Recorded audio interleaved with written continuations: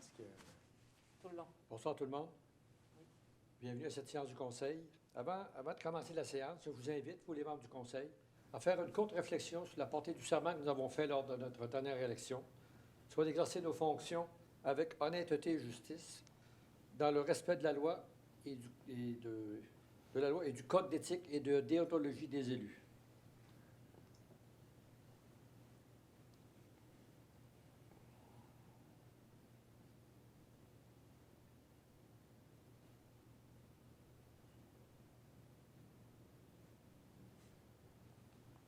Merci beaucoup.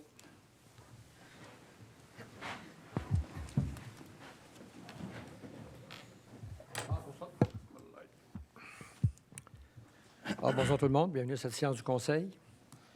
D'abord, je voudrais commencer par souhaiter nos plus sincères condoléances à la mère de Esther, notre conseillère. Vous savez, Mme Irma Quirion est décédée samedi suite à une longue maladie. Irma a marqué beaucoup la vie municipale, parce qu'elle a servi pendant 16 ans comme conseillère. Je peux vous dire que c'est une femme qui était impliquée dans 56 000 dossiers, était toujours volontaire, surtout tout ce qui touchait la famille et les moins nantis. Il fallait toujours penser pour eux. Alors, merci, Irma, pour tout ce que tu as fait pour la ville. Puis je vais donner la parole à Esther, sa fille, pour dire quelques mots. Merci, Monsieur le maire. D'abord, je tiens à souligner qu'on m'a dit que je pouvais prendre congé. C'est bien gentil pour ce soir, je parle. Mais pour moi, être ici, c'est un peu une façon, une des nombreuses façons là, que je peux honorer la mémoire de ma mère. Donc, ça explique ma présence. Puis, j'écoutais bien religieusement votre pensée d'introduction. Puis, honnêteté et justice, je pense que ça l'a défini beaucoup, ma mère. Elle a toujours servi, je pense que dans ses fonctions de conseillère, puis autrement aussi, elle a toujours servi le bien commun. Puis elle savait investir dans l'avenir, dans les jeunes, dans la famille. Puis, c'est un peu un modèle pour moi, mais je pense que c'est aussi un modèle pour plusieurs, autant dans ma vie personnelle, mais aussi dans ma vie professionnelle. Puis je suis certaine qu'elle a été un modèle pour beaucoup de gens. Alors, merci de m'avoir donné cette occasion-là. Merci, Esther. Côté plus joyeux, je voudrais souhaiter à tout le monde une bonne Saint-Valentin. C'est aujourd'hui. Alors, vous voyez, votre conseil municipal, la soirée de la Saint-Valentin, on est au boulot, comme si rien n'était. Alors, on va l'offrir la Saint-Valentin à Mme la greffière, à Manon, puis à Esther. Puis les autres, je vous l'offre aussi. Je ne vous donnerai pas de chocolat. L'autre chose que je voulais préparer, parce qu'on commence à travailler avec le déconfinement qui s'en vient. Là. Café du maire, d'ici la fin mars, là, probablement qu'on va être en mesure d'être capable de faire un café du maire. Moi, personnellement, ça manque beaucoup de contact avec les citoyens puis de se faire dire nos cas de vérité et puis d'être capable de répondre directement sans trop de problèmes. L'autre point que je voulais vous mentionner avant qu'on débute la séance, c'est les déneigements. C'est sûr qu'il y a des tempêtes. Tous les hivers, on est habitués aux tempêtes de neige. C'est sûr qu'avant d'appeler le maire tout le temps, vous pouvez appeler parce qu'il y a des secteurs que, oui, on a plus de téléphones que d'autres. Alors, c'est d'appeler vos conseillers en premier, puis lui va passer l'information à qui de droit. OK? Parce que moi, c'est bien beau, mais je ne les connais pas tous les secteurs là, de A à Z, moins que les conseillers. Alors, s'il vous plaît, pas besoin de m'appeler. Le message qu'on vous a dit aujourd'hui, le huis clos, on n'avait pas l'habitude de le faire, mais c'est la réglementation qui nous est imposée pour les mesures sanitaires. C'est probablement le dernier, parce que la semaine prochaine, il va être ouvert au public. Il va falloir que ça va vous prendre le vaccin, le passeport vaccinal pour pouvoir entrer à l'hôtel de ville. Alors, c'est le dernier huis clos, à moins de changement de dernière minute. Là.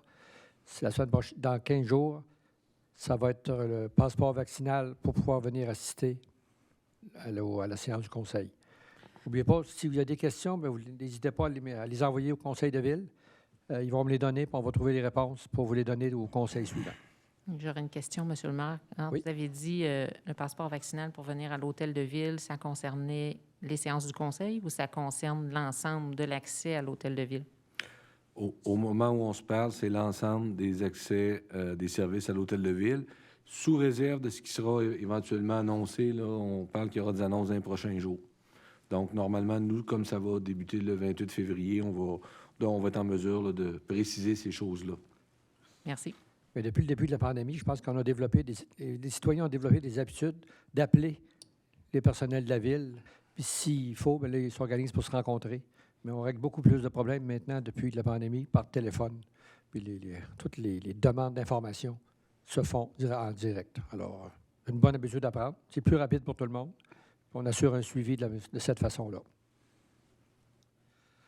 OK. Alors, on va débuter la séance du Conseil proprement dite. Vous avez eu toute la chance de regarder l'ordre du jour. S'il n'y a pas d'ajout ou de changement. Oui, en fait, Monsieur le maire, on ajouterait l'item 731, acceptation d'un contrat avec CITAM, division de Coca, pour le service de prise des appels municipaux. Alors, si ça va prendre une proposition. Proposition. Proposée par Mme Fortin, appuyée par M. Duval. Merci beaucoup. Maintenant, vous avez eu la chance de regarder les minutes de la séance du Conseil du 17 janvier dernier, qui était notre dernière séance. Est-ce qu'il y en a qui ont des questions, des éclaircissements? Proposition. Sinon, une proposition par M. Thomassin, appuyée par M. Redmond. Merci. Ensuite, la deuxième séance extraordinaire du Conseil s'est tenue le 26 janvier. Elle n'était pas télévisée. En gros, là, c'était l'autorisation de pouvoir demander de l'argent pour la TEC, justement pour des travaux qui ont été faits par la TEC. C'était à 8h30 le matin. Alors, c'était ça. Alors, s'il n'y avait pas de questions, c'est juste une procédure normale qu'on a faite. Proposée par M. Fortier et appuyée par Mme Bougie. Merci. J'étais pas là, M. le maire, je crois. À cette Oui, séance. Mme Bougie était absente. Je vais appuyer M. Morin. Elle est appuyée? OK. Oui.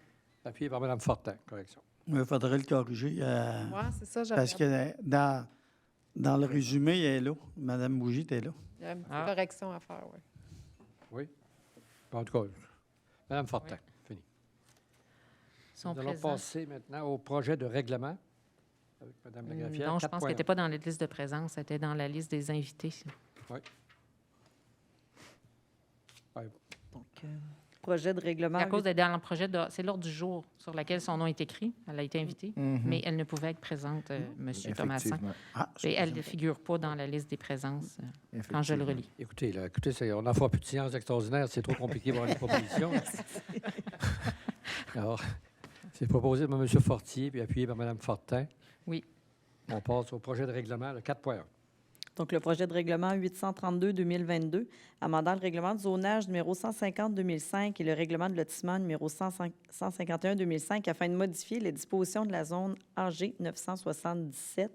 Donc, ce projet de règlement a pour effet de modifier des normes applicables dans la zone AG 977, située à l'ouest de la 16e avenue projetée dans le secteur de la 13e rue, dans l'ouest. Plus précisément, il vise à modifier les normes particulières d'implantation et de lotissement pour cette zone afin d'autoriser la construction de maisons à plus de 25 mètres de la 16e avenue sur des terrains d'au moins 30 mètres de large. Et il y a eu une période de consultation écrite du 27 janvier au 10 février. Et ce sont des dispositions susceptibles d'approbation référendaire. Proposition. Proposé par M. Fortier, appuyé par Je vais l'appuyer. Mme Bougie. Correct? Là? Oui, ça va, merci. 4.2. Que c'est le projet de règlement 838-2022, amendant le règlement de zonage numéro 150-2005 afin d'autoriser les multifamiliales de 6 logements du côté est de la 22e avenue adossés au parc technologique. Donc, ce projet de règlement a pour effet d'ajouter des multifamiliales de 6 logements aux usages permis dans la zone RC 128, située du côté est de la 22e avenue projetée, entre le prolongement de la 80e rue et la 85e rue. Actuellement, ce sont les habitations jumelées et multifamiliales, 4 logements maximum qui sont permis dans cette zone. Il y aura une période de consultation écrite du 24 février au 10 mars et ce sont aussi des dispositions susceptibles d'approbation référendaire. On prend une proposition. Une proposition. Proposée par Mme Fortin, Je vais l'appuyer. appuyée par M. Fortier. Merci. 4.3. Donc, le projet de règlement 839-2022, amendant le plan d'urbanisme numéro 163-2005, afin de remplacer une affectation industrielle par une affectation commerciale dans la 91e rue et afin d'ajouter des usages pouvant être autorisés dans certaines affectations. Ce projet de règlement a pour effet de remplacer l'affectation industrielle située dans la 91e rue entre la 5e avenue et l'ancienne voie ferrée par une affectation commerciale et d'ajouter des usages pouvant être autorisés dans certaines affectations. Cet ajout permettra de procéder à certaines modifications du règlement de zonage sans devoir modifier le plan d'urbanisme à chaque fois. Il y aura une période de consultation écrite du 24 février au 10 mars et ce ne sont pas des dispositions susceptibles d'approbation référendaire. Proposition. Proposé par M. Thomasin et appuyé Je vais l'appuyer. par Mme Bougie. Merci. Le 4.4. Donc, le projet de règlement 840-2022, amendant le règlement de zonage numéro 150-2005 afin de remplacer une zone industrielle située dans la 91e rue par une zone commerciale et afin de modifier les normes relatives à une voie ferrée. Donc, le projet de règlement a pour effet de remplacer la zone industrielle IA 104, située du côté sud de la 91e rue, entre la 5e avenue et l'ancienne voie ferrée par la zone commerciale CD 104, réduire la distance minimale requise entre un bâtiment principal et l'emprise de l'ancienne voie ferrée, puisqu'elle est désormais démantelée, et interdire le transport ferroviaire dans les zones TR 103, 120 et 209, qui sont les 3 zones qui couvrent le corridor ferroviaire là, entre Notre-Dame-des-Pins et la limite là, en arrière du club de golf. Il y aura une période de consultation écrite du 24 février au 10 mars et ce sont des dispositions susceptibles d'approbation référendaire. Proposition. Proposé par Mme Fortin. Appuyé par M. Duval. Merci. Le 4.5. C'est le projet de règlement numéro 841-2022, amendant le règlement de zonage numéro 150-2005 et le règlement de lotissement numéro 151-2005 afin d'autoriser des jumelés dans le prolongement de la 133e rue. Ce projet de règlement a pour effet d'autoriser la construction d'habitations unifamiliales isolées et jumelées dans le prolongement de la 133e rue jusqu'à la 22e avenue et de fixer des profondeurs minimales de terrain, particulièrement pour ce secteur compte tenu de l'étroitesse de la terre. Il y aura une période de consultation écrite du 24 février au 10 mars et ce sont des dispositions susceptibles d'approbation référendaire. Proposition. Proposé par M. Fortier. Appuyé par M. Duval. J'aurais une question, par exemple, au directeur Oui. général, monsieur.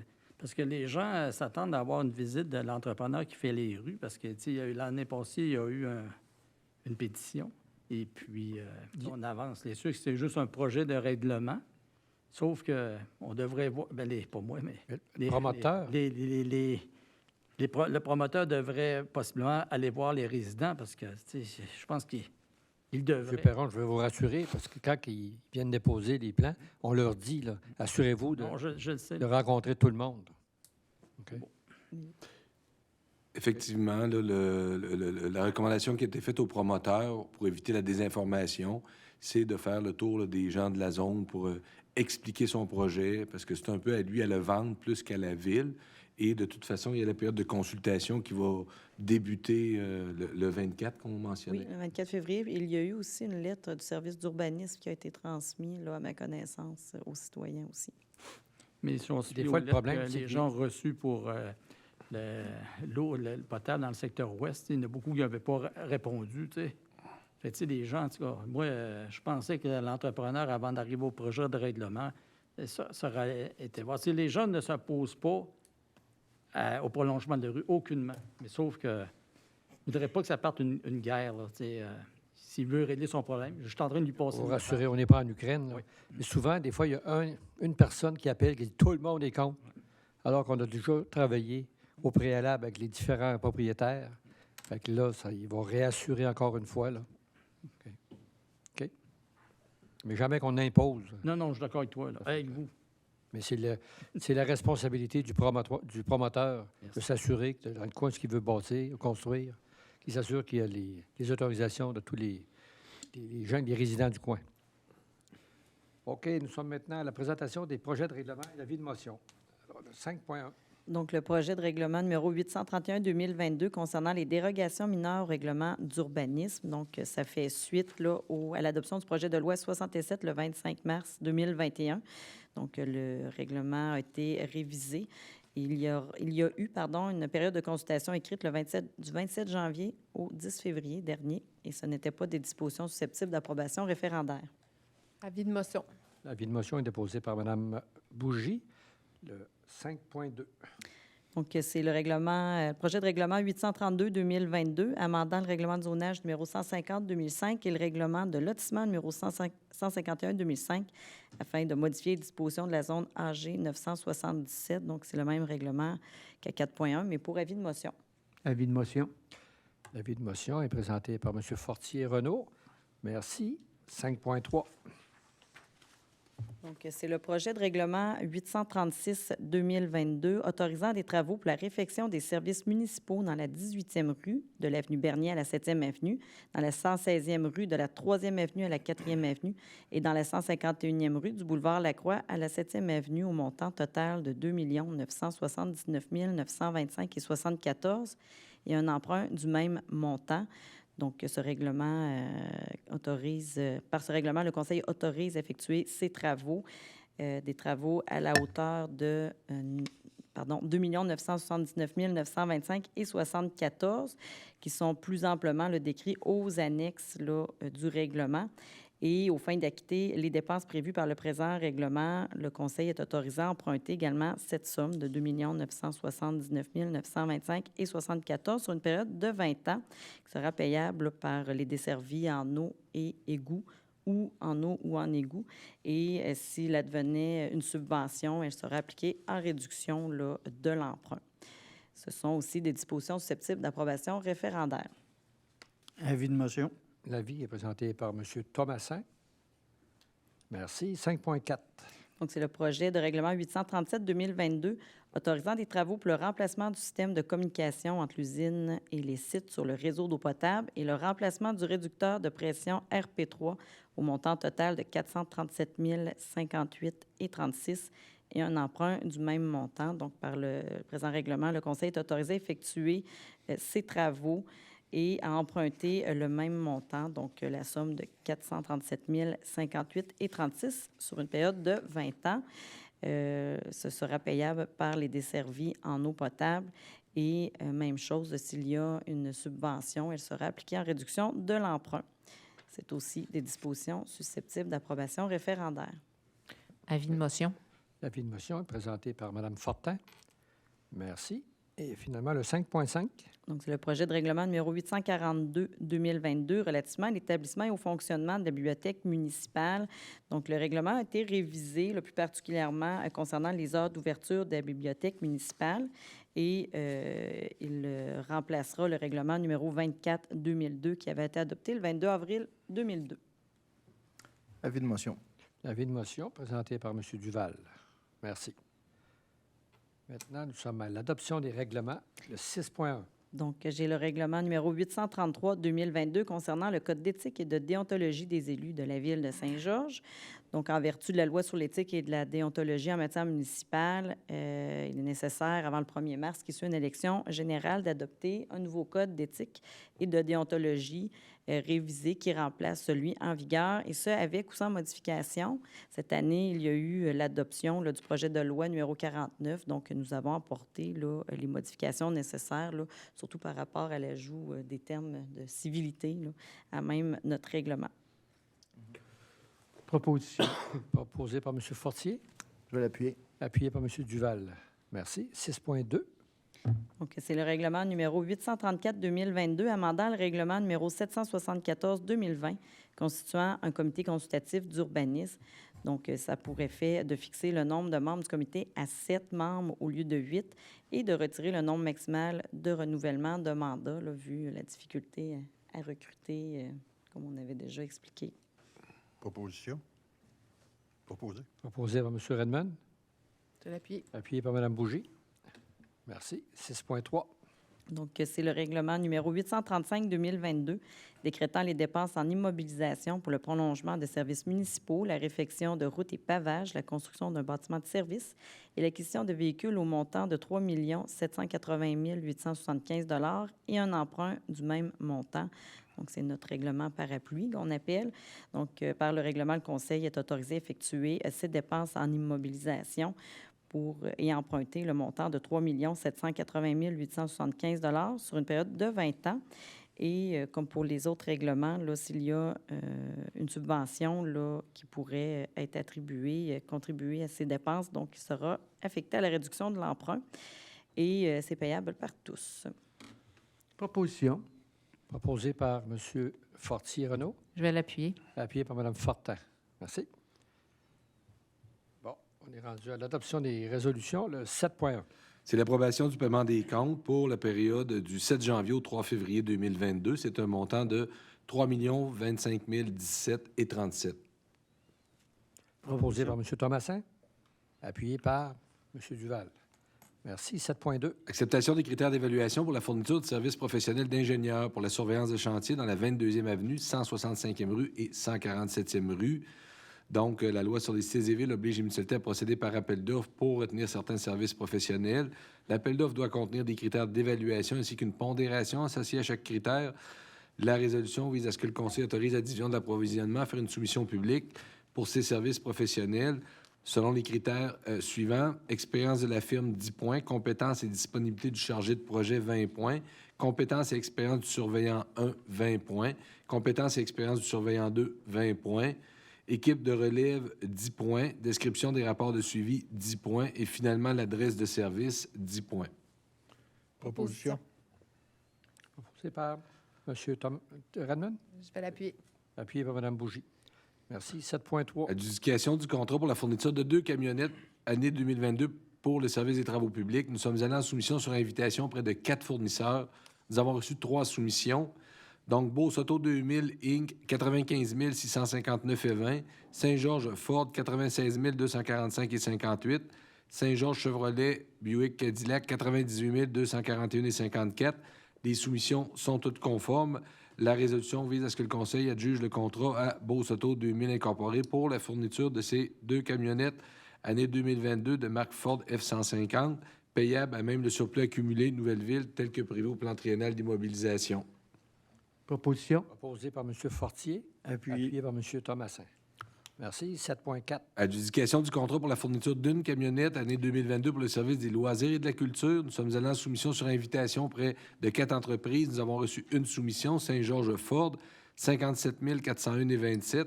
La soumission est conforme. La résolution vise à octroyer le contrat et ça va être payable par le surplus accumulé Nouvelle-Ville tel que prévu au PTI. Proposition. Proposé par M. Je vais Redmond l'appuyer. et appuyé par M. Perron. Merci. 7.5. C'est la demande d'aide financière dans le cadre du programme annuel de soutien financier pour l'assommagement des lacs et cours d'eau lorsque le Festival de la pêche au mois de juin. C'est pour autoriser Mme Carole Paquette à déposer une demande de subvention de l'ordre de 20 000 Proposition. Proposé par M. Perron, appuyé par M. Redmond. Merci. 7.6. Demande d'aide financière dans le cadre du programme d'infrastructure municipale d'eau, donc Primo, volet 1.2, infrastructure d'eau pour la réalisation de travaux dans les 41e rue Nord, à 44e rue Nord, 19e avenue Nord, à 28e avenue Nord. Donc, la résolution vise à faire la demande au programme Primo. Les gens du secteur, c'est pour un prolongement d'égout, ont été contactés, ont répondu à plus de 75 % en faveur du projet s'il était subventionné. Alors, la prochaine étape là, consiste à faire la demande d'aide financière au programme Primo et autoriser donc M. Alain Roy à signer les documents. Proposition. Proposé par M. Fortier, Je vais l'appuyer. appuyé par M. Duval. Merci. 7.7. C'est une autre demande d'aide financière dans le même programme Primo, mais le volet 2.0. Cette fois-ci, c'est pour des travaux là, pour la ville, renouvellement de conduite. Donc, c'est pour autoriser les services techniques à déposer une demande d'aide financière pour le renouvellement de conduite. C'est pour l'année, en fait, 2024. C'est qu'on fait la demande tout de suite parce que c'est prévu au PTI et avant que le programme là, ferme en 2023. Proposé par M. Redmond, Je vais appuyé l'appuyer. par Mme Fortin. Merci. 7.8. Une demande de reconnaissance pour faire l'exemption des taxes foncières par l'organisme La Croisée des chemins. Alors, c'est pour signifier à la commission municipale que le conseil ne s'oppose pas à cette demande si elle répond aux critères de la loi. Proposition. Proposé par Mme Bougie, appuyé par M. Thomasin. Merci. 7.9. Dossier identique, cette fois-ci pour l'organisme CHAP Alliance, pour signifier que le conseil ne s'oppose pas à la demande de reconnaissance aux fins d'exemption de taxes foncières si l'organisme répond là, aux critères de la loi au niveau de la commission municipale. Proposition. Proposé par M. Thomasin, Je vais appuyé par l'appuyer. M. Fortier. Merci. 7.10. C'est pour accepter le mandat à Maheu Mercier pour l'entretien des œuvres d'art. En fait, c'est 3 années de réparation et aussi 3 années là, de où ce qu'on vérifie là, les sculptures plus récentes pour voir l'entretien qu'il y a à faire. C'est un montant de 51 899,71 $. C'est financé à même le budget de fonctionnement. Proposition. Proposé par M. Duval, Je vais l'appuyer. appuyé par Mme Fortin. Merci. 7.11. C'est pour autoriser la directrice, la directrice ou du service des finances pour la radiation de créances au montant total de 490,80 des créances qui sont jugées irrécupérables dont on vous a parlé en comité la semaine dernière. Proposition. Proposé par M. Fortier. Et appuyé par Je vais l'appuyer. Mme Bougie. Merci. 7.12. C'est pour autoriser le versement d'une subvention à un organisme accrédité, soit l'Escadron 890 Saint-Georges Incorporé, au montant de 5 063 $. Proposition. Proposé par Mme Fortin. Oui. Appuyé. M. Redmond. Merci. 7.13. Versement d'une aide financière au Festival Clermont-Pépin pour les années 2022, 23 et 24. Nous avons une recommandation du Comité de loisirs de la culture d'accepter de verser une aide financière. C'est de 3 500 $ par année pour les années 22, 23 et 24. Ça va être pris à même les budgets de fonctionnement de chacune de ces années-là. Proposition. Proposé Je par vais M. l'appuyer. Thomasin. Appuyé par M. Perron. Merci. 7.14. C'est l'acceptation de plein de devis, estimation de travaux de prolongement de services municipaux dans la 151e rue et 150e rue. En fait, il va y avoir 3 résolutions au cours de la séance. C'est simplement pour remplacer des résolutions qui ont été passées l'année dernière parce que le nom de la compagnie a changé. On parle de prolongement de 202 mètres dans le secteur de l'ancien Cinéparc. Alors, celle-là était pour accepter les pleins devis estimations. Proposition. Proposé par Mme Fortin. Je vais l'appuyer. Appuyé par M. Duval. 7.15. Même dossier, un remplacement de résolution. Cette fois-ci, c'est pour accepter l'entente numéro 2, intervenir avec Gestion Martin-Jacques Incorporé. Proposition. Proposé par M. Thomasin. Appuyé par M. Fortier. Merci. 7.16. C'est l'acceptation d'une entente de collaboration avec le ministère des Transports pour des travaux de réfection d'une conduite pluviale sur la route 173 et la 118e rue. Le ministère souhaite réaliser des travaux de réfection de leur conduite pluviale sur la route 173 à la hauteur de la 118e rue sur une longueur de 250 mètres. Donc, on parle à peu près de l'école des Petits Castors jusqu'au ruisseau d'Ardoise. La Ville en profiterait pour, évidemment, vu que la rue va être ouverte cet été, de changer nos conduites d'aqueduc et d'égouts sanitaires. La résolution vise à ce que le Conseil accepte l'entente de collaboration pour les travaux de réfection d'une conduite pluviale que le gouvernement va effectuer et d'autoriser le maire et la greffière à signer les documents. Proposition. Proposé par M. Thomasin ou Appuyé. M. Redmond. Vous Appuyé. levez la main, des fois avec vos masques. M. Redmond, proposé Oui. et appuyé par On va l'appuyer. Thomasin. On a-tu une idée vers quelle période qu'ils vont faire ces travaux-là? Ils nous ont dit que ça serait en dehors de la période scolaire. Évidemment, là, ça va être du côté est du boulevard Lacroix. Donc, il va quand même avoir le maintien de 2 voies. Là. Au lieu d'être 2 voies dans chaque sens, normalement, ça serait 1 voie en chaque sens. Là. Fait que, oui, ça va. C'est des travaux là, qui vont durer, on nous disait, là, quelques semaines. Puis, idéalement, là, après la fin des classes et avant que l'école recommence. Ça va avoir un impact assez important sur le trafic, ça, là. Ouais, sur le boulevard Lacroix, là, à ce coin de cette intersection-là. Maintenant, il n'y aura pas tout le volet scolaire, par contre, durant cette période-là, plus les vacances. Mais Les feux vont être synchronisés, alors ça va paraître... ça va être beaucoup plus fluide. en passant, M. Morin, peut-être le mentionner, le feu de circulation du ministère des Transports au coin de la 118e rue, il y a eu des problèmes dans les dernières semaines. Il y avait des filets là, interminables de véhicules qui se dirigeaient en direction nord. C'est que le cycle piéton embarquait à chaque feu de circulation, même s'il n'y avait pas personne là, qui était là pour traverser. On l'a signalé au ministère. Alors, le temps qu'il monte, des fois, ça a pris une journée ou 2. Ils sont venus le réparer et ça leur commençait quelques jours plus tard. On leur signalé au ministère. Ça fait que là, c'est un trouble intermittent. Ils travaillent dessus. Là. Alors, si jamais des gens s'en aperçoivent, là, c'est de nous le signaler, mais c'est un feu, c'est le ministère des Transports. On a eu le même problème sur la 2e avenue.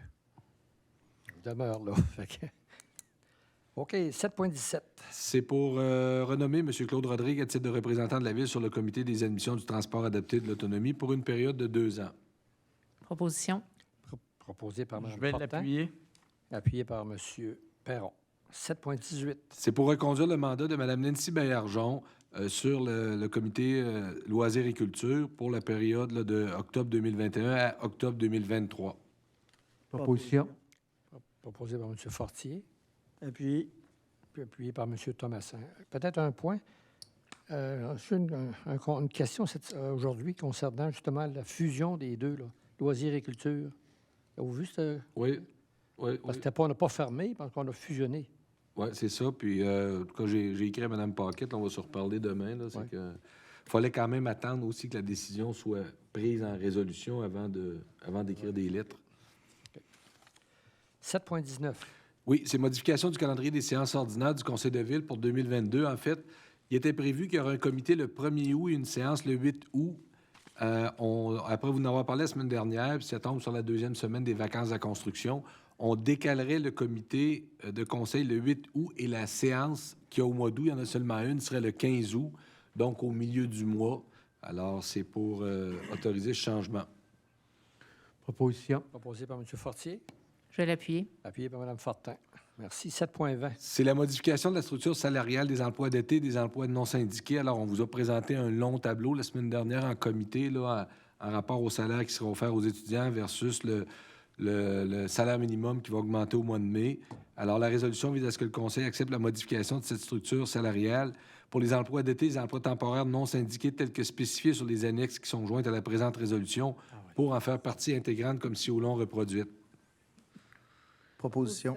Proposé par M. Duval, Je vais l'appuyer. appuyé par Mme Bougie.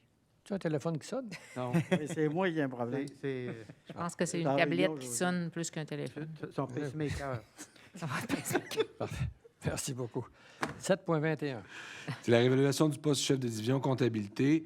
Alors, à la demande du titulaire du poste, il y a eu une révision qui a été faite par le comité d'évaluation des employés cadres. Le comité recommande de modifier la classe salariale à une classe supérieure. La résolution vise à ce que le Conseil entérine la recommandation du comité d'évaluation de porter la classe 4, échelon 6 de la structure salariale des employés cadres de la Ville, le poste de chef de division comptabilité à compter du 14 février. Proposition. Proposé par Mme Fortin, Appuyé. appuyé par M. Redmond. Merci. 7.22. C'est la nomination de Mme Mélanie Labbé à titre de greffière de la Cour municipale. En vertu de l'article 1 de la loi sur les cours municipales, la Ville doit nommer par résolution le greffier de la Cour. Dernièrement, on a eu l'embauche de Mme Labbé, là, qui va remplacer Mme Michel Chabot, qui part à la retraite au mois de mai. Alors, la résolution vise à confirmer que le Conseil nomme Mme Mélanie Labbé, chef de division Cour municipale, à titre de greffière de la Cour municipale commune de Saint-Georges. Proposition. OK. Proposé par Mme Bougie, appuyé par M. Redmond. Et la bienvenue, Mme Labbé. 7.23. Alors, c'est pour autoriser l'embauche de 2 commis de restaurant pour le centre de ski, soit Mesdames Émilie Bouchard et Anaïs Veilleux, selon les conditions de travail prévues à la convention collective des employés du centre de ski. Proposition. Proposé par M. Fortier, appuyé Appuyé. par Mme Fortin. Merci. 7.24.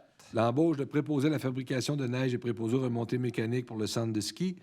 Donc, préposé à la fabrication de neige, Kaylan Aprioal, Jean-Alexandre Lang, Mathieu Arguin, Jimmy Brousseau. Préposé aux remontées mécaniques, Uriel Blané-Savard, Jacob Nanga, Émile Deblois, Jérémy Louchard, Samuel Fortin et Jacob Martin, oui, excusez. Proposition. Proposé par M. Fortier, appuyé par Mme Fortin.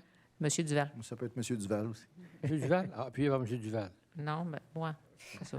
À cause, vous avez dit Monsieur Fortier. OK. J'espère que ces gens-là ne viennent pas de Colombie, les fait pour fabriquer de la neige. 7.25. C'est l'embauche d'une préventionniste au service de sécurité incendie. Alors, c'était un poste qui était vacant. Le comité là, de sélection formé de M. Sylvain Veilleux, directeur du service incendie, M. Frédéric Morin, chef de division du même service, et Mme Marie-Pierre Desjardins, chef de division RH, formaient le comité. La résolution est à l'effet que le Conseil procède à l'embauche de Mme Jessie Gagné à titre de préventionniste au service de sécurité incendie à compter du 14 mars prochain, que les conditions soient celles prévues à la Convention collective de travail du Syndicat des pompiers du Québec, section locale Saint-Georges. Proposition. Proposé par M. Perron, Appuyé. appuyé par M. Thomassin. Et bienvenue à Mme Gagné au sein de l'équipe de la Ville.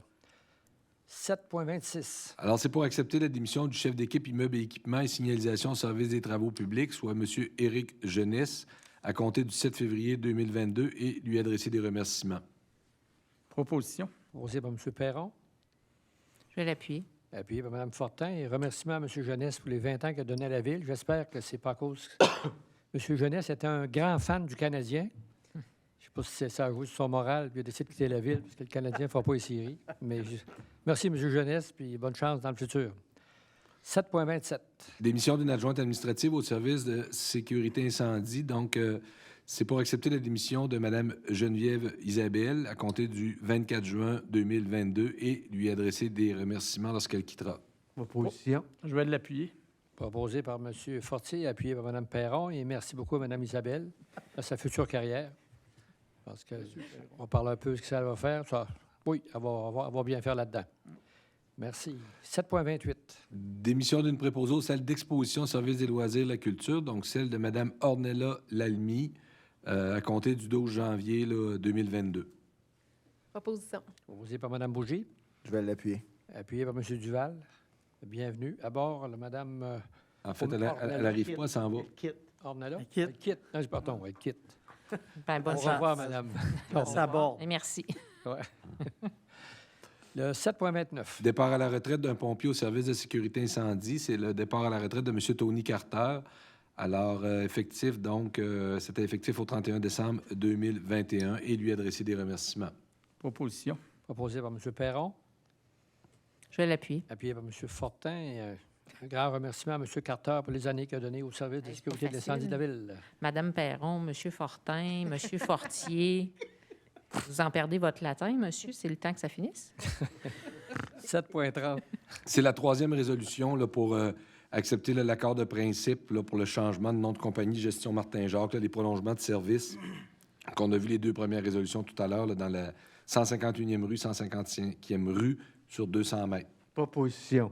Proposé par M. Fortier, Appuyé. appuyé par M. Thomasin. 7,31. Alors, c'est l'acceptation d'un contrat avec CITAM, division de COCA pour le service de prise des appels municipaux. La résolution vise à ce que le Conseil accepte la signature d'un contrat avec CITAM d'une durée de 3 ans.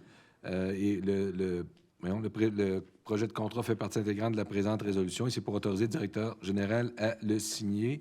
En fait, ce qu'il faut savoir, c'est que dans les prochains mois, on va travailler à l'implantation du 3-1 de Saint-Georges. Le but étant que les gens, s'ils ont besoin de communiquer avec la municipalité, qu'ils puissent le faire. Le 3-1 va servir en dehors des heures de travail, les jours fériés, les fins de semaine. La seule exception, c'est l'heure du midi, de midi à 13 heures.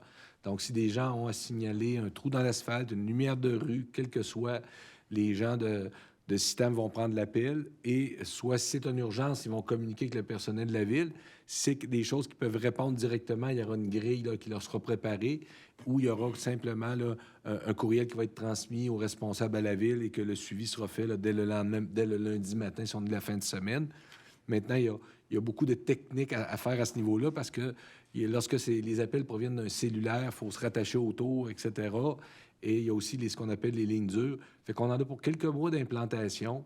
Et lorsque ce sera en fonction, je pense que ça va aller honnêtement à l'automne.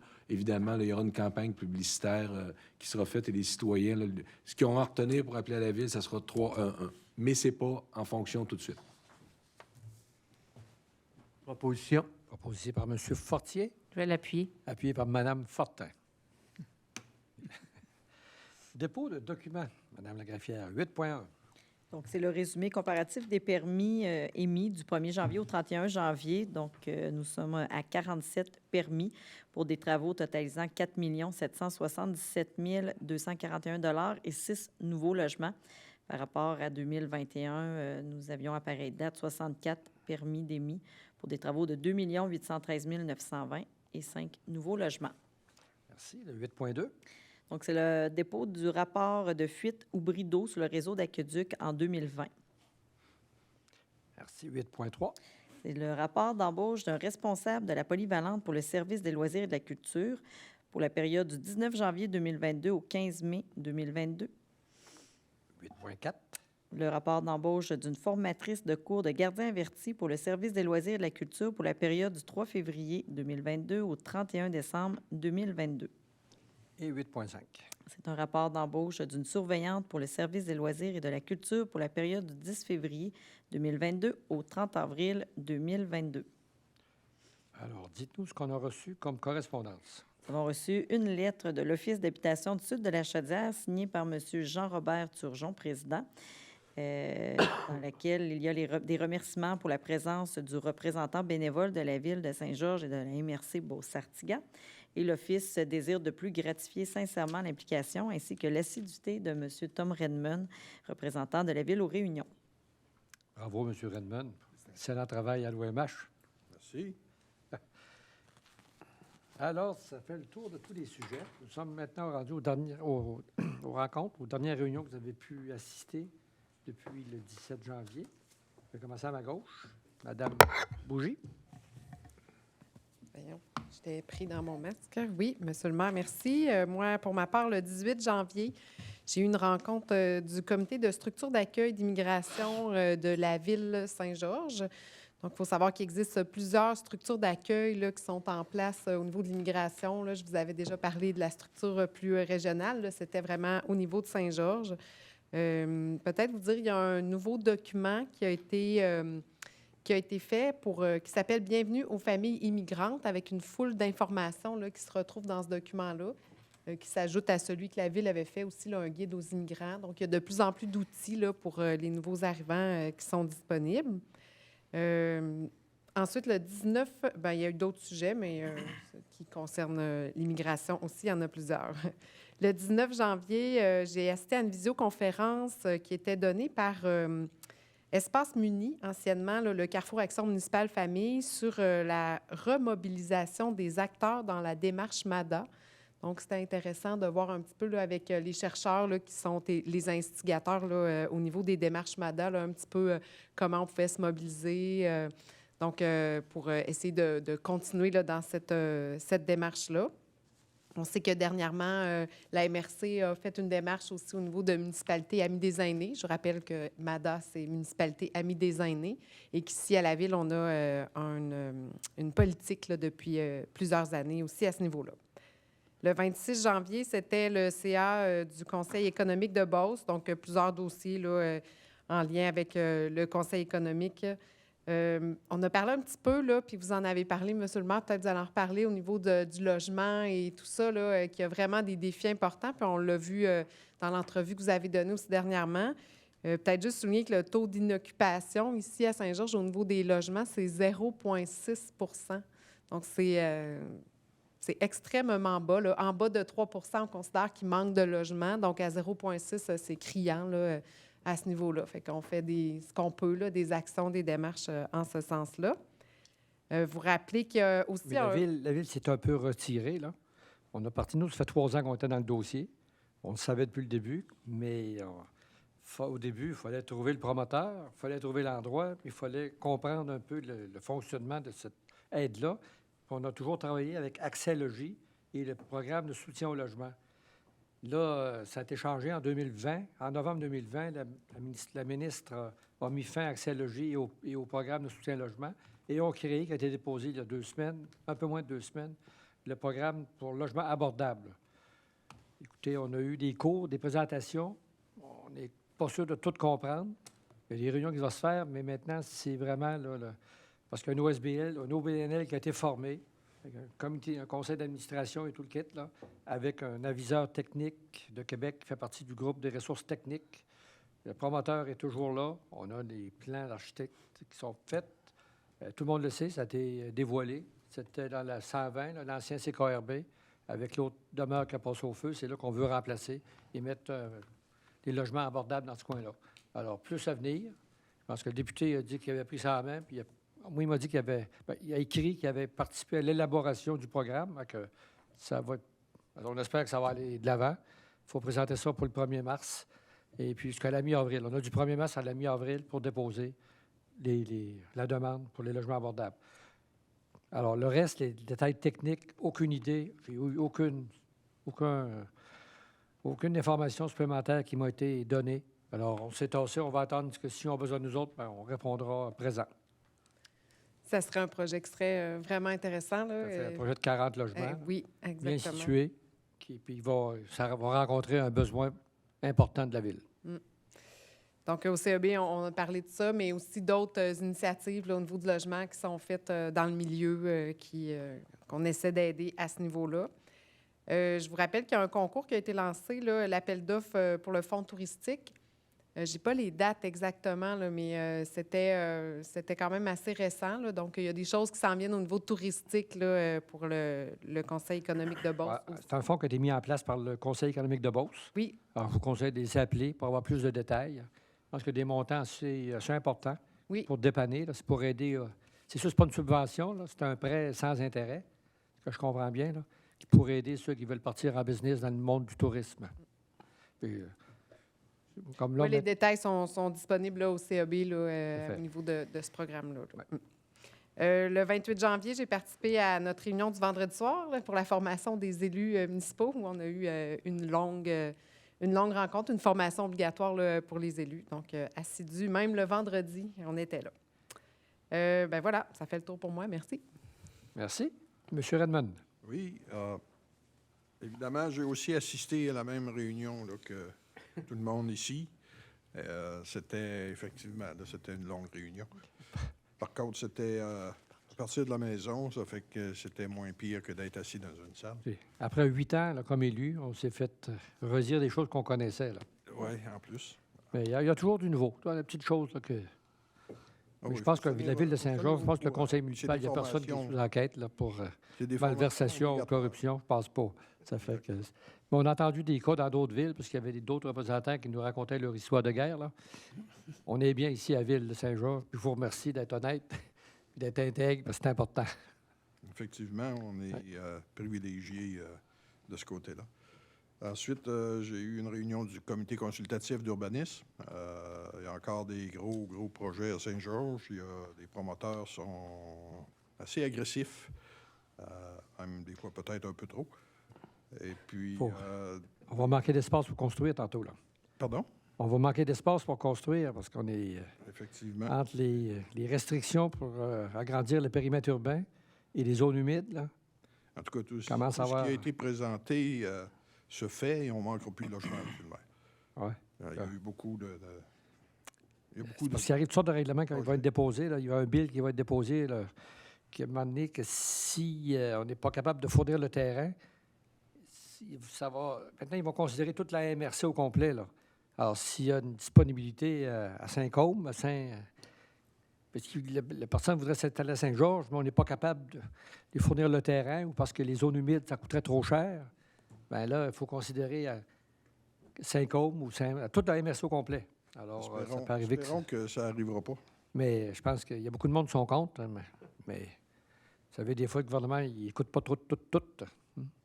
Puis, évidemment, si on regarde les permis qui ont été accordés, on a encore un début d'année important.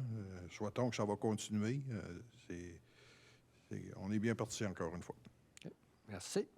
Monsieur le maire, oui. je voulais peut-être juste redire pour le concours du fonds touristique, là, c'est jusqu'au 28 février qu'on peut déposer. Donc, ça se termine bientôt. Et c'est vraiment une subvention, là, dans le volet 1, c'est une subvention de 25 000 là, qui peut être donnée. Voilà. Parfait. C'est une subvention et non un prêt. Subvention. Oui. Parfait. C'est important. 25 000, Oui. je ne sais pas s'il y a beaucoup de demandes, là, mais... Monsieur Thomasin. Le 19 janvier, on a eu une réunion pour une courte réunion des Jeux du Québec. C'était le suivi des partenaires avec les lettres d'engagement. Le 19 au soir, j'avais un comité loisirs et sports. Je vais laisser Mme M. Perron ou Mme Fortin en parler. 27 janvier, on a eu le comité des fêtes. On a fait un retour sur les sculptures. Je voudrais rien que mentionner les sculptures. Il y a eu 3 gagnants. Le premier gagnant était l'équipe formée d'Éric Blais et Dominique Bertillaume. L'œuvre est intitulée « L'Inuit et le chien ». Ils ont eu le prix coup de cœur aussi également. Le deuxième prix a été donné à M. Philippe Poulain et sa famille. Ils ont fait l'œuvre « Le chat et le papillon ». Et la troisième, c'était Anne-Marie Coulombe pour la création « Le chat et la souris ». Celle-là. Ensuite, on a commencé à regarder cet été, on a de l'espoir. Il y avait rien que 20 cette année à sculpture, on n'allait pas plus haut que ça. En une journée et demie, c'était déjà pris. Puis je pense que toutes les œuvres étaient belles. Là. On a des gagnants, mais il y a eu un très beau travail. Puis la participation était bonne. On regarde aussi pour les fêtes de la Saint-Jean de la Confédération. On a sélectionné des artistes qui vont venir. On va en reparler plus tard, mais on a confiance qu'on serait capable de faire ça. Et le bateau Dragon devrait revenir aussi. On a réservé les dates en espérant que tout va bien aller. Le 28 janvier, moi aussi, on a eu la formation pour l'éthique et déontologie des réélus. Le 8 février, j'ai eu une réunion du Bercail et le 10 février, on a eu une comité de circulation. Le comité de circulation, c'est encore souvent des stops, des affaires de même. On a décidé de regarder, c'est pas dire que c'est ça qui va se faire, là, de voir si la ville, on a souvent des plaintes de vitesse dans les rues, il faut mettre des stops, il faut mettre des dos down, tout ça. Fait qu'on va regarder qu'est-ce qu'on pourrait faire. On est mieux d'amener les rues à des zones de 40 km ou d'autres solutions à aménager différemment les rues ou tout ça. Fait que le comité va regarder ça tranquillement, pas vite. Il n'y aura pas de grande décision cette année. Ça va se faire tranquillement, pas vite. C'est tout. 40 km en passant, je l'ai essayé. Je me suis promené dans la ville à 40 km et je me suis fait klaxonner. Essayez 30. C'est vraiment pas vite, là. Non, non. Mais il faut dire que ce n'est pas un manque de confiance envers la Sûreté du Québec, là, si on veut descendre. C'est pas une question, là. Puis les gens me disaient que si on le met à 40, on va donner... la police, la Sûreté du Québec va émettre plus de contraventions, puis ça va être payant pour la ville. Ce n'était pas le but, là. C'est d'assurer la sécurité des gens, des citoyens, surtout dans les quartiers résidentiels. C'est ça. Bon, regardez, on a des zones de 30 en ville, puis je pense pas, je serais curieux de savoir le nombre. C'est pas là que... Faut pas penser tout le temps que les policiers, là, c'est des trappes à étiquettes. Il y a d'autres choses à ça. Je pense qu'il faut y aller pour la sécurité. C'est les gens qui se plaignent dans leur rue que ça va trop vite, là. Fait que on va essayer de trouver des solutions. C'est sûr que la meilleure solution, c'est que chacun se prenne en main puis regarde leur compteur. C'est 50, c'est 50. Des codes 18. 18 pouces en arrière du volant. C'est ça. C'est tout le temps ça, là. Merci, M. Thomasin. M. Perron. Et pour continuer dans le comité de circulation avec Serge, on a un nouveau membre aussi, au nom de M. Denis Lacasse, qui s'est intégré avec nous. On a décidé de prendre un civil, on pourrait dire, qui a nous donné d'autres idées. Puis je voudrais dire aux gens, tu sais, des fois, les gens, on voit passer des remarques, là. Il n'y a pas l'affaire, telle-ci. Bien, nous autres, on en voit passer de temps en temps sur Facebook ou bien dans le spot de Saint-Georges.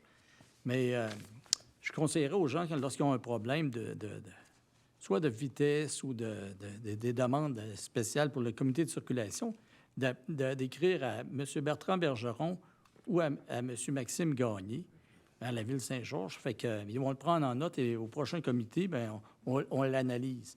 Et soyez assurés que lorsqu'on a une demande, mettons, je ne nommerai pas des rues, mais il y a une avenue dans le secteur ouest, la semaine dernière, ou il y a 2 semaines, on a eu une plainte qui avait les gens. Bien, on va voir. La plupart des gens du comité se déplacent, puis on va tout voir, puis on regarde. Fait que soyez assurés qu'on fait attention à tout ça. Et puis, je vais laisser pour le comité de loisirs à Mme Fortin. Merci, M. Perron. Mme Fortin. Oui, donc le 19 janvier, c'était effectivement le comité loisirs et culture. Donc, vous avez vu un peu dans les résolutions de ce soir là, le résultat de nos travaux là, et de nos discussions lors de ce comité. Pour moi, je suis rendue à mettre des lunettes de vue, M. le maire. De la misère à faire mon focus.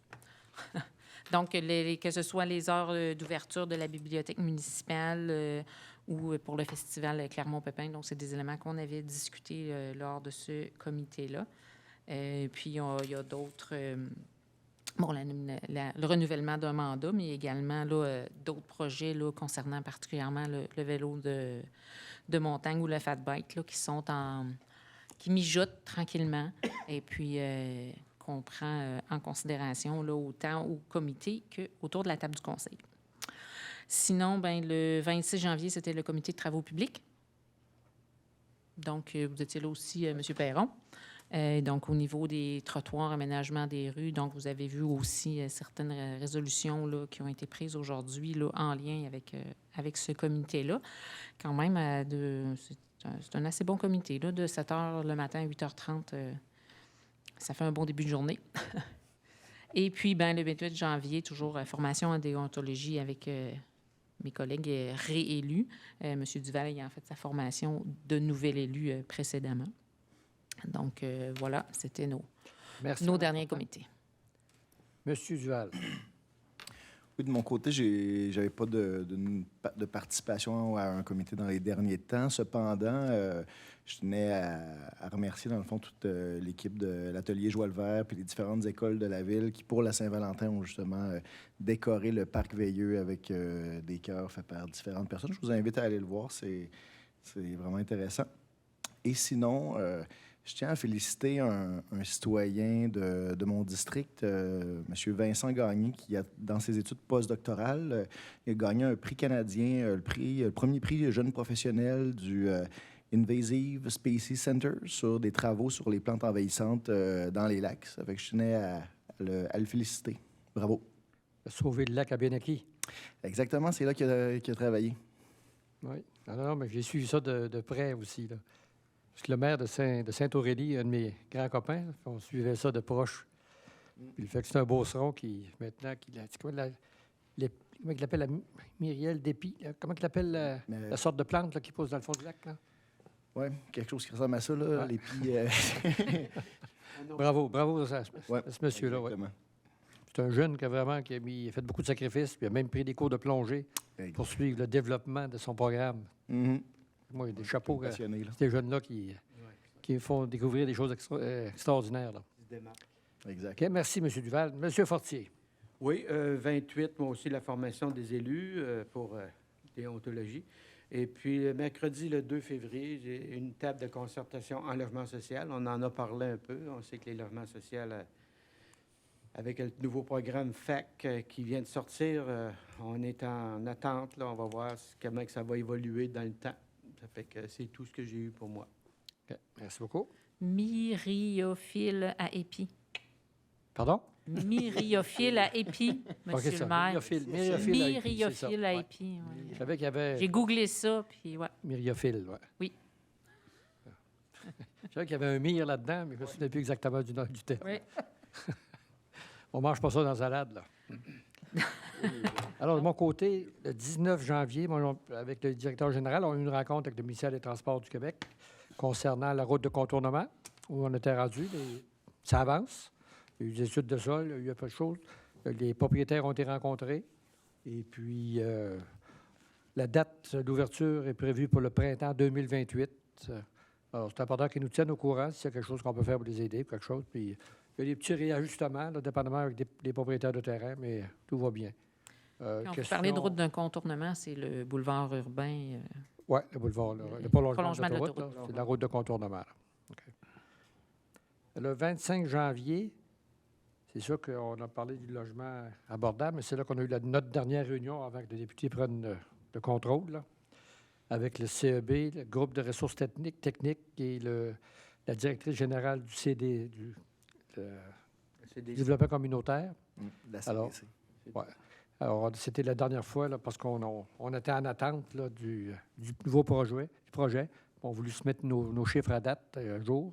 Et le lendemain, c'était la présentation par la ministre du nouveau projet. Alors, à suivre maintenant. Là. Comme je dis tantôt, la Ville se retire. On attend la demande de permis officielle. On a pas mal d'informations, mais c'est plus nous autres. Là.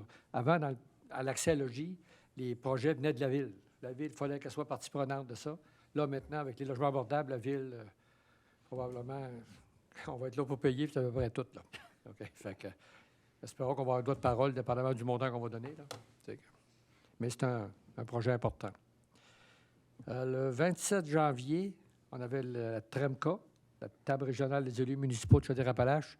Écoutez, c'était en gros, c'était pour nommer des représentants des maires de la TREMCA sur différents comités au niveau de Chaudière-Appalaches. C'est là que j'ai demeuré comme représentant de la Chaudière-Appalaches sur la table d'éducation de Chaudière-Appalaches. Très intéressant. J'aime bien ça, ils l'ont. Malheureusement, les professeurs, ils se réunissent le vendredi après-midi. Alors, ça finit toujours 4h30, 5h le vendredi. Là. Puis, il me semble que le monde, il manque d'énergie rendu là. Mais c'est important d'assister parce qu'on a une vue d'ensemble de tout ce qui se donne comme éducation dans Chaudière-Appalaches. Alors, moi, je trouve ça intéressant. Je peux vous dire que cégep ici de Saint-Georges, là. Et on fait pas mal de choses, même plus que Lévis, plus que Thetford, plus que Montmagny. En tout cas, toutes les autres commissions scolaires, les centres de services scolaires, on est... celle-là de la Beauce-Sud, là, de Beauce-Artigan, on est bien placé. On a des caractères qui foncent, qui poussent, là. Les DG de nos organisations sont peut-être plus dynamiques. Fait que c'est agréable. On est là pour les supporter. Après ça, bien, le 28 janvier, avec vous autres, on a eu la fameuse formation de l'Union des municipalités du Québec, là. Moi, ça coûtait, ça? Ça coûtait 150$ chaque, là. Ça le prend, on n'a pas le choix. C'est une loi qui a été, règlement qui a été donné par le ministère. Alors, le 4 février, j'ai participé à l'inauguration officielle du parc commémoratif de Rouet-Giguère. Écoutez, c'est vraiment quelque chose de bien, cette bâtisse-là, là. On met vraiment le paquet. Comme je disais dans mon discours que j'ai prononcé, c'est le fun à Saint-Georges. Tout le monde embarque pour des projets là, de longue haleine. Ça dure 50, 75 ans. Là. On fait ça solide, on fait ça beau. Oui, c'est des investissements peut-être plus importants, mais ça va durer. Alors, c'est important que quand on construit, on le fait bien ou on le fait pas. Alors, bravo à la famille Veilleux. Mme Colette était très émue parce que ça fait longtemps, c'était un rêve qu'elle a toujours eu. Puis là, ils ont réussi à l'atteindre. Alors, bravo. Le 6 février, on a eu la remise des prix pour la sculpture. Le 8 février, écoutez, on a eu, avec accord LDG, on a rencontré le bureau de projet qui est responsable d'essayer d'identifier les obstacles dans la rivière qui causent des embâcles et des inondations. Là, il y avait des représentants du bureau de projet, il y avait des représentants de l'Université Laval, il y avait des représentants du ministère des Transports, du ministère des Affaires municipales, de l'Environnement. Tout ce beau monde-là est ensemble. On a entendu des choses qu'on se connaissait. Il avait semblé y avoir une petite ouverture parce que nous, notre gros point, c'était le fameux îlot qu'on a construit à côté, à la sortie du ruisseau de l'Ardoise. La guerre n'est pas gagnée, je peux vous le dire. Mais de côté du bureau de projet, là, le responsable, il y avait une petite ouverture dans le sens que peut-être qu'il faudrait revoir ce qui avait été décidé en 2014 lorsque le décret a été signé. Est-ce que la situation existe encore? Mais pendant qu'on discutait avec les représentants du bureau de projet, on a eu ce qu'on appelle une balle rapide qui était au-dessus du marbre, là, mais elle n'était pas dans la zone des prises. Là. Mais était rapide, par la directrice régionale du ministère des Transports du Québec, qui est arrivée, qui nous a dit, personne ne s'en attendait, nous, ça fait 4 ans qu'on travaille sur ce dossier-là, on n'avait jamais entendu parler de cette affaire-là. Elle a mentionné qu'il y avait de fortes chances que si on enlevait l'îlot à côté du ruisseau d'Ardoise, ça aura un impact sur la solidité du pont d'Henri-de-Roy. Ça risquait de déstabiliser le pont, les assises du pont d'Henri-de-Roy. Sur le coup, je n'ai pas répondu. C'est-à-dire, l'arbitre l'avait collé prise, mais elle était au-dessus du marbre. Là. J'ai fait mes recherches. Pour ça, vous dire que le pont d'Henri-de-Roy a été construit en 1971. L'îlot, il n'y avait pas d'îlot dans ce temps-là. L'îlot qui existe actuellement a été formé en août 1990 lors d'une grosse inondation. Les sédiments étaient arrivés de façon importante dans le ruisseau de l'Ardoise. C'est là que c'est arrivé. Alors, c'est pas vous dire, si j'en déduis, suite aux paroles de la directrice régionale, que c'est dangereux. Alors, le pont a été dangereux pendant 18 ans, 19 ans, parce qu'il a été construit en 1971, puis l'îlot a été fait en 1990. Alors, je ne vois pas le rapport entre les deux, du tout. Écoutez, je pense que la prochaine fois qu'on va être rencontré par le bureau de projet, là, on va être capable de répondre exactement, parce que ça n'était... Je ne sais pas sur quoi... Elle a dit que c'était ses ingénieurs qui avaient recommandé ça, que ça allait avoir un impact. Mais j'ai peut-être un message pour je sais que le bureau du député nous regarde là, tous les soirs. Avant de parler de déstabilisation du quai, pas du quai, mais du pont d'Henri-de-Roy par l'îlot, qui a le voir, là, parce que les trous commencent à être apparents. La chaussée, il faudrait le temps de peut-être donner un coup dans la chaussée, parce qu'on va le déstabiliser, le pont. Là, en arrivant, on défait nos voitures quand on arrive sur le pont, surtout du côté est. Alors, c'est le temps, plus que jamais, on est au début là, du mois de février, c'est le temps de travailler, aller boucher les trous, parce que ça va devenir vraiment une piste d'obstacle pour traverser dans l'ouest. Là. Alors, Et l'îlot, qui nous laisse l'îlot, là, on va s'en occuper avec le bureau de projet. Ça fait du bien. Ça a eu l'air. Ensuite, j'ai eu le 11 février, on a eu un CA du caucus des cités régionales.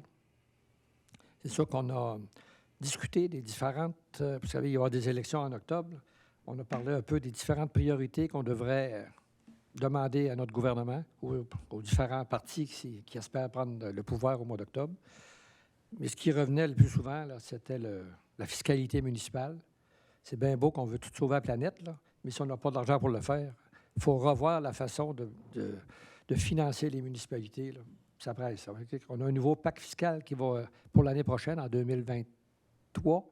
Alors, il faut tout de suite commencer à travailler là-dessus pour s'assurer là, que les municipalités, il y a plusieurs là, qui, s'ils n'ont pas d'aide supplémentaire, s'il n'y a pas de façon de financer les municipalités, on va avoir des problèmes dans un avenir assez immédiat. Alors, soyons proactifs et soyons pas agressifs, mais il faut être clair à nos demandes pour la prochaine élection pour s'assurer que le prochain gouvernement prenne en compte les besoins des municipalités. Parce que je pense qu'on est unanime, là, la cité régionale.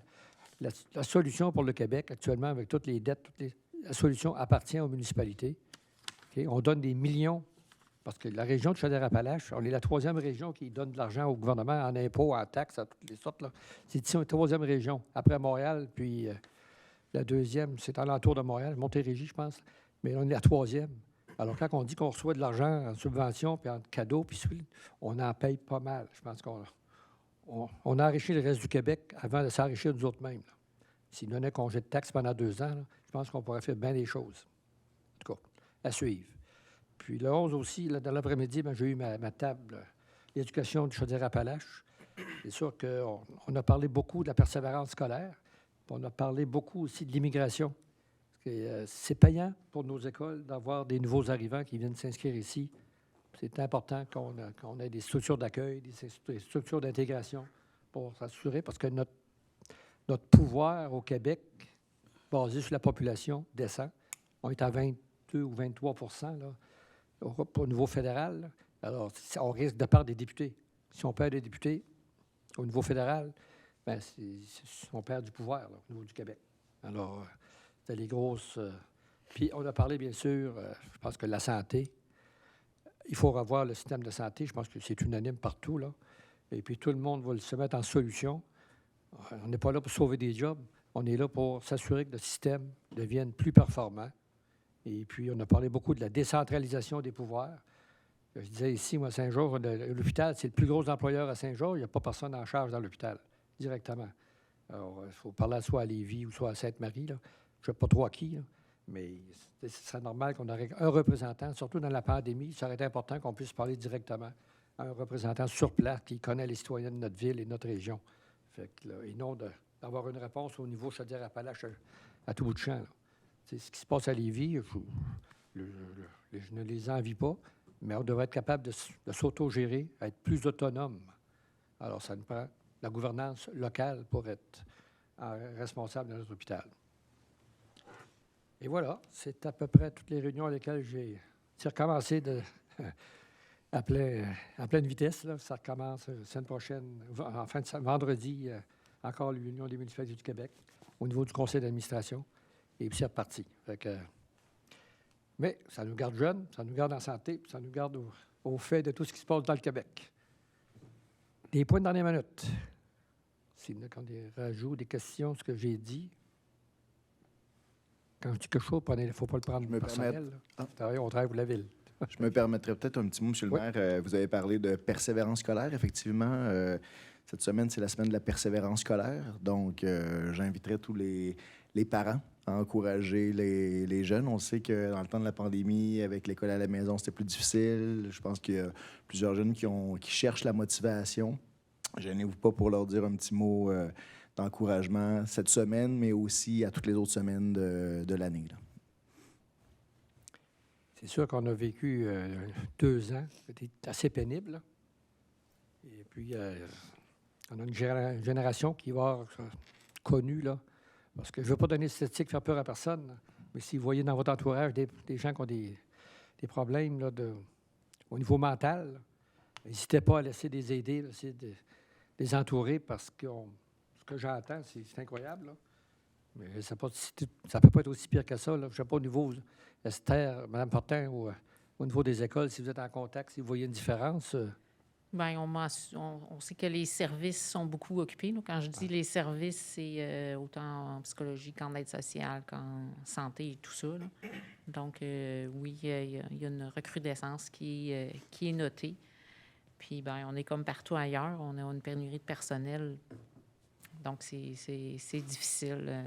Ça peut être difficile, oui, effectivement. C'est pas juste les jeunes, là, c'est de tout âge. Là. Ça peut nous arriver. Là. Puis, je pense que Serge a déjà... M. Thomasin a parlé 2-3 fois là, de la violence conjugale. Ça, c'est inacceptable. Allez chercher de l'aide. Là. Appelez-nous. Puis, il n'y a aucun problème. On va essayer de vous aider. Là. C'est pas normal. Là. Puis, il y a eu beaucoup de féminicides durant les derniers mois.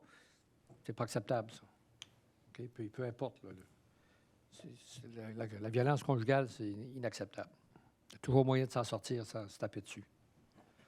Alors, s'il n'y a pas d'autres choses... il n'y a pas de questions. Alors, il ne va plus rien rester à lever l'Assemblée. Je vais proposer la levée de l'Assemblée. Je vais proposer. Proposé par Mme Fortin. Et appuyé. Et appuyé par M. Thomasin. Merci beaucoup. La prochaine réunion, c'est le 28. 28. Pardon? 28. 28. J'étais proche. 28 février. 14 plus 14. Effectivement, 14 plus 14. Yes. Merci beaucoup. Tente la caméra.